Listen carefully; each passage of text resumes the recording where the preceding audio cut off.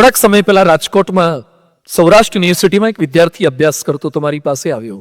મને કે સ્વામીજી મારે એક નિબંધ લખવાનો છે, એમાં તમે મને કંઈક માર્ગદર્શન આપો. તો શું નિબંધ છે, ટાઇટલ શું છે? મને કે તમારા દાદા વધારે સુખી હતા કે તમે? એનો નિબંધ લખવાનો છે. એટલે છોકરો વધારે સુખી કે એના દાદા વધારે સુખી, એ બંનેનો નિબંધ લખવાનો છે. તો લખી નાખ, તને જે લાગતું હોય. મને કે સમજાતું નથી, દાદા વધારે સુખી હતા કે હું સુખી છું? તો હું પૂછું, એનો જવાબ આપતો જા. તારી પાસે એવું શું છે જે તારા દાદા પાસે નહોતું? તારી પાસે એવું શું છે જે દાદા પાસે નહોતું? મને કે સાંઈ મારી પાસે તો પલ્સર ને કરિશ્માના બાઇક છે. દાદા પાસે? મને કે તો બળદના પૂંછડા સાંભળતા હતા. દાદામાં માઇનસ કર ને તારામાં પ્લસ કર. બધું બીજું કઈ તારી પાસે એવું?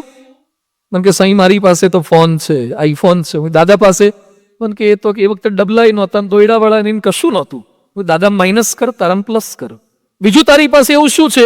મને કે મારી પાસે પર્સનલ રૂમ છે, મારી પોતાની. દાદા પાસે? મને કે તો સાવ નાના ઘરની અંદર 4-5 ભાઈઓ બહેનો બધા એક જ રૂમની અંદર એક છત નીચે મોટા થઈ ગયા, એને કોઈ પર્સનલ રૂમ નહોતો. દાદા માઇનસ કર, તારામાં પ્લસ કર. તારી પાસે એવું શું છે જે દાદા પાસે નહોતું? મને કે સાંઈ મારે ફેસબુક એકાઉન્ટ છે, વોટ્સએપ છે, ટ્વિટર છે, ઇન્સ્ટાગ્રામ છે, આ બધું છે. દાદા પાસે? મને કે એમને ફેસમાં ઠેકાણા નહોતા, બુક તો ભણ્યા જ નહોતા. દાદા માઇનસ કર, તારામાં પ્લસ કર. આવું થોડુંક ગણાયું. પછી મને કે આનાથી શું સાબિત થાય? બધું હવે દાદા પાસે શું હતું અને જે તારી પાસે નથી? દાદા પાસે હતું પણ તારી પાસે નથી.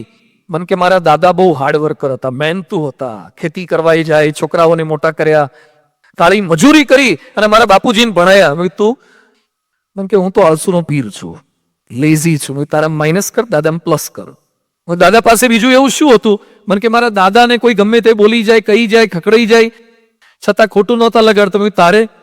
મને કે હું સહન ન કરી શકું, હું તો કાચનું વાસણ. તારા માઇનસ કર, દાદામાં પ્લસ કર. બીજું મેં કે દાદામાં શું હતું? મને કે મારા દાદા ચારિત્રમાં બહુ પાકા હતા. એમણે આખી જિંદગી દાદી સિવાય કોઈ બીજા સાથે ખોટો વ્યવહારની એક કલંક લાગ્યું નથી. તારામાં? મને કે મારે 2 વાર છૂટું થઈ ગયું છે, બ્રેકઅપ થયું છે. હું તારામાં માઇનસ કર, દાદામાં પ્લસ કર. આવું 15 મિનિટ બેઠો ને તો એ માઇનસમાં આવી ગયો. તો હવે લખી નાખ કે દાદા વધારે સુખી હતા. દાદા સુખી હતા. We have the more luxury, not the more happiness. પૈસાના આધારે પલંગ ખરીદી શકાય, ઊંઘ નહીં. પૈસાથી મેડિસિન ખરીદી શકાય. You can purchase the medicine, not the good health. You can purchase the bed, not the sleep. પૈસાને આધારે તમે સંપત્તિથી બધું જ ખરીદી શકો છો, સુખ નહીં, હેપીનેસ નહીં. ફિઝિકલ ડેવલપમેન્ટ ખૂબ થયું, ફિઝિકલ ડેવલપમેન્ટ, ઇન્ફ્રાસ્ટ્રક્ચર ખૂબ વધી ગયા. આ પાલનપુરની અંદર જે 40-50 વર્ષ પહેલા રહેતા હતા, રોડ રસ્તા કેવા હતા, આજે રોડ રસ્તા કેવા થઈ ગયા, બિલ્ડિંગ કેવા થઈ ગયા, મોટા મોટા ફ્લેટ ને બિલ્ડિંગ્સ ને ભવ્ય બિલ્ડિંગો થઈ ગયા છે. પણ છતાં it's not sign of happiness. દરેક બાબતની અંદર માણસે ડેવલપમેન્ટ કર્યું છે. ફોન આવી ગયા. પેલા ક્યાં ફોન હતા? આખું ચકેડું ફેરવે તાર માંડ લાગે. એમાંથી કોડલેસ આવ્યા અને એમાંથી પાછા મોબાઈલ આવી ગયા છે ને. શું મોબાઈલ શોધી કાઢ્યા છે? કર લો દુનિયા મુઠ્ઠી મેં. આવડો નાનો મોબાઈલ. ટેકનોલોજી ઉત્કર્ષ કર્યો છે, માનવ જાતિએ ઉત્કર્ષ અદ્ભુત કર્યો છે. પેલા ટેપ રેકોર્ડર કેવા આવતા હતા? એક કેસેટ ભરાવાની, 30 મિનિટ એક બાજુ વાગે ને ફેરવે ને પાછું પડખું બદલવાનું એટલે બીજી બાજુ વાગે. અને એમાં જો અંદર રીલ ફિટ થઈ ગઈ પેલા હેડમાં તો ગુડગુડ ગુડગુડ અવાજ શરૂ થઈ જાય. એટલે પાછી બહાર કાઢવાની, પેન્સિલ પર કે પેન પર ભરવાની, સુદર્શન ચક્રની જેમ ગોળ ફેરવવાની અને હાંધો મારીને પાછી ફિટ કરવાની. અને એ ભાગ આવે ત્યારે તો ઉડી જ ગયું હોય દર વખતે. અત્યારે આવડા નાના મેમરી કાર્ડ આવી ગયા. મેમરી કાર્ડ આખી બુક સ્ટોલની બધી સીડી ડીવીડી બધી એમાં આવી જાય. બ્લુ રે આવીને ડીવીડી આવીને એના પછી તો માઇક્રો ચિપ્સ આવી ગઈ છે. શું સંશોધન છે! હજુ આવનારા દિવસોની અંદર જોજો તમે. ટીવી કેવા આવી ગયા. પેલા બુશના નોનીડાના સાવ નાના ક્રાઉનના પેલા બ્લેક એન્ડ વ્હાઇટ ટીવી આવતા, એના પર કલર ગ્લાસ લગાવતા હતા ખાલી. અત્યારે 3D ટીવી. હવે નવું સંશોધન થયું છે, ચશ્મામાં ટીવી આવવાના છે. ચશ્મામાં એટલે ઘરમાં ચેનલ બદલવાનું ઝઘડા જ નહીં, જુદા ચશ્મા જ પહેરો. ચશ્મા પહેરીને બેસવાનું અને એમાં ટીવી દેખાય. અને એમાં સભામાં આવીને બેઠા હોય મને એમ કે તમે મારી કથા સાંભળો, બેઠા બેઠા જેઠાલાલ જોતા હોય. આવું ચશ્મા આવે છે. ચશ્માના આવે સ્ક્રીન, આ screen glass, it will become screen. એ જ સ્ક્રીન બની જશે. જોવાના સંશોધનો, ખાવાના સંશોધનો. શું ખાતા હતા? આ પ્રદેશ આખો રોટલીઓને રોટલા વાળો ના પ્રદેશ છે. અને એમાં નાના છોકરાને પૂછજો શું ભાવે? પિઝા. પિઝા પર આવી ગયા છે, એન્ચીલાડા, લઝાનિયા ને નૂડલ્સ ને મેગી ને આ બધું જો એ બધાના ટેસ્ટ ફરી ગયા, ભાષા બદલાઈ ગઈ, ભૂષા બદલાઈ ગઈ, ભોજન બદલાઈ ગયા, બહુ ચેન્જ કરી નાખ્યા, કપડા બદલી નાખ્યા. અમારા કાઠિયાવાડમાં હૂંથણા પહેરતા હતા, ચોઈના ને પાયજામા, ઉત્તર ગુજરાત ધોતિયા વાળો હતો, અને એમાંથી સ્કિન ટાઈટ ને બોલ બેટમ ને શું જાત જાતની ફેશનો આવી છે. પેલા પેલું બચ્ચન સ્ટાઇલ નું આવતું હતું, ઉપર થોડું ટાઈટ ને નીચે પોળું, બોલ બેટમ ને પેરેલલ બેગીન, વચ્ચે પાછું હળંગ આવ્યું હતું, પેલી ગૌ દળવાની ઘંટીમાં આવે ને નીચે કપડું બાંધેલું લોટ જાય એવું, હરું હાલી જાય તેવું શોધી કાઢ્યું. પછી હવે સ્કિન ટાઈટ આવ્યું છે, આમાં પાછું લો વેસ્ટ આવ્યું છે. Lowest character is lowest. Lowest કરો. હમણાં એક બાઈના ઘરે હું ગયો તો આ ઉત્તરાયણે જ, બહુ પૈસાદાર સુખી સંપન્ન છે, બધો બિઝનેસ પણ સારો છે. એના ઘરમાં એનો છોકરો બેઠો હતો, 2-3 છોકરાઓ બેઠેલા હતા આજુબાજુના, બહુ સુખી સંપન્ન. એને જીન્સનું પેન્ટ પહેર્યું હતું, એના પેન્ટમાંથી ઢીચણ બહાર આવી ગયા હતા. સમજાય છે? જૂની પેઢીને બહુ નહીં સમજાય. એના પહેરેલા પેન્ટમાંથી ઢીચણ બહાર આવી ગયા હતા. આવું પેન્ટ તો મેં પહેલી વાર જોયું. પેન્ટ આખું સારું અને ઢીચણ આખા બહાર. એટલે હું 2 ઘડી એમની બાજુમાં ગયો, બધું આટલું બધું મંદી છે, ધંધામાં આવી ખોટ ગઈ, છોકરાઓને થીગડાય ના એ પૈસા નથી.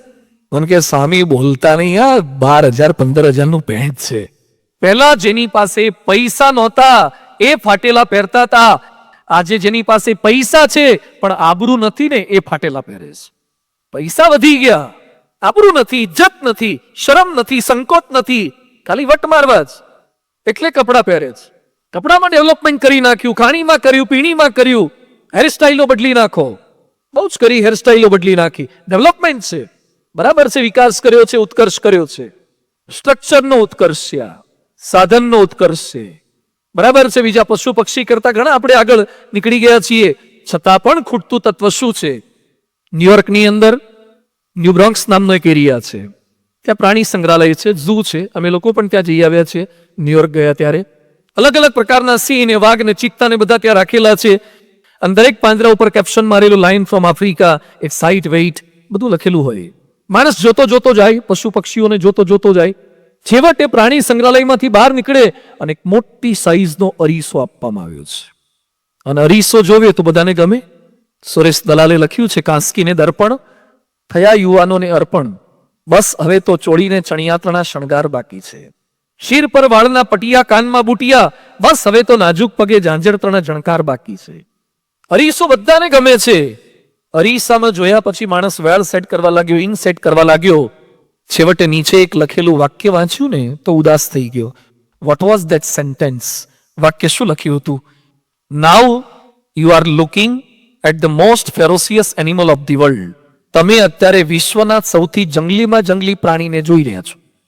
વિશ્વના સૌથી જંગલીમાં જંગલી પ્રાણીને જોઈ રહ્યા છો. આ વાંચ્યા પછી માણસને એમ લાગે કે મને જંગલી શા માટે કહે છે? સૂટ એન્ડ ટાઈ બૂટની અંદર ફરું છું, મારું નામ છે, વટ પડે છે બધે, અને મને જંગલી શા માટે કહે છે? નીચે પછી એક સેન્ટેન્સ બીજું લખ્યું છે, because man who kills its own kind. માણસ પોતાની જાતને મારે છે. કોઈ દિવસ ન્યૂઝપેપરમાં હેડલાઇન વાંચી, એક સિંહે બીજા સિંહનો કરેલો શિકાર, એક સિંહણ માટે, એક કૂતરા માટે, એક કૂતરી માટે કૂતરાઓએ કરેલી હત્યાની ઘટનાઓ? જે શિયાળને આપણે લુચ્ચું કહીએ છીએ એ શિયાળે કોઈને બોટલમાં પૂરીને બૂચ મારવાના કામ નથી કર્યા જે માણસ કરે છે. જે કૂતરાને આપણે ખરાબ કહીએ છીએ, જે વાઘ સિંહને આપણે ક્રૂર કહીએ છીએ, એના કરતા વધારે પતનનું કામ તો એ માણસ કરે છે. મચ્છર કરડવાથી કેટલા મર્યા, કૂતરા કરડવાથી કેટલા મર્યા, સિંહ કરડવાથી કેટલા મર્યા, એ બધાનું ગ્રાન્ડ ટોટલ કરો ને એના કરતા માણસ કરડવાથી વધારે મર્યા છે. માણસે માણસને વધારે માર્યા છે. સિંહે નથી માર્યા, વાઘે નથી માર્યા, કૂતરાએ નથી માર્યા, મચ્છરે નથી માર્યા, માણસે માણસને માર્યા છે. આજે રાત્રે અહીંયાથી સભામાંથી ઘરે પાછા જતા કે તમે એકલા ઘરેથી નીકળો કે બેન દીકરીને એકલા મોકલવા હોય ત્યારે બીક તમને શેની લાગે છે? હૃદય પર હાથ મૂકીને જવાબ આપજો. ઘરેથી રાત્રે એકલા નીકળતા બીક તમને કૂતરાઓની લાગે છે, વાઘની લાગે છે, વીંછીની લાગે છે, સાપની લાગે છે? માણસને માણસની બીક લાગે છે. માણસને માણસની બીક લાગે છે. આજે અહીંયા આવતા પેલા ઘરે તાળું મારીને આવ્યા છો, શેની બીક છે તમને? તાળું માર્યું છે, માણસથી બીક છે. માણસ માણસથી બીવે, માણસ માણસને મારે. વિશ્વની અંદર સૌથી વધારે પ્રોબ્લેમ હોય તો એ માણસને માણસના જ. આજે વિશ્વની જે કઈ મોટી મોટી સમસ્યાઓ છે, પ્રદૂષણ, it's all because of human being. પ્રદૂષણ ગધેડા કૂતરા બલાડાઓએ નથી કર્યું, એ માણસે કર્યું છે. આતંકવાદ, હમણાં શ્રીલંકાની અંદર, ચર્ચની અંદર અને કેટલાક સ્થાનોની અંદર આતંકવાદની ઘટના બની ગઈ. નિર્દોષ માણસો જે પ્રભુ ભક્તિમાં કે પોતાના કાર્યની અંદર તલ્લીન હોય એ લોકોને મારી નાખવાના. ISIS જેવી ઘટનાઓ, માણસોના કતલ કરી નાખવાના. કોણ કરી રહ્યું છે? આ માણસ કરી રહ્યો છે. વ્યસન કોણ કરી રહ્યું છે? માણસ કરી રહ્યો છે. ચોરી, હત્યા, આત્મહત્યા, બળાત્કાર. અને છતાં માણસ એમ બોલે કે અમે વિકાસ ખૂબ કર્યો, ઉત્કર્ષ ખૂબ કર્યો, અમે આગળ વધાર્યો સમાજને, જમાનાને. તો ઉત્કર્ષ કઈ દિશામાં કર્યો છે? શું કરવાનું હતું અને શું કરી રહ્યા છીએ? એટલે ફિઝિકલ ડેવલપમેન્ટ જરૂરી છે, પણ સાથે સાથે પોષણ, સંસ્કાર જરૂરી છે.